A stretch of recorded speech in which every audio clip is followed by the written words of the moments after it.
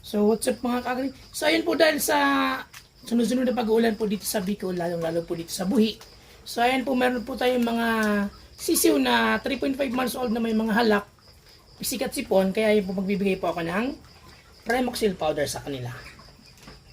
So ang pagbibigay po natin nito ay 5 grams, so ito po ay 5 grams, 5 grams per 2 liters para po sa paggamot at ibibigay po natin sa loob ng 7 araw.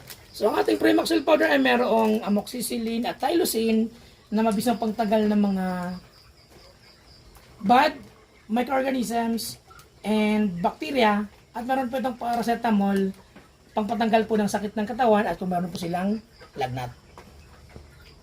So yung mga kagri, ito po 5 grams, so ito 2 liters, so tig-isa po kasi dalawang bibigyan natin for 7 days. So dadaan ko na lang po ito ng tubig. So available po ang Primoxil sa ating mga local agri-vet supplies. So magtanong na lamang po kayo.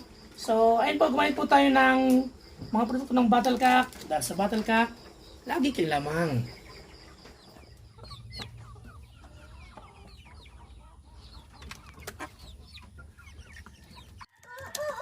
So ayun mga kakri, wag po natin kalimutang mag-heart, follow, share, and subscribe. Thank you for watching!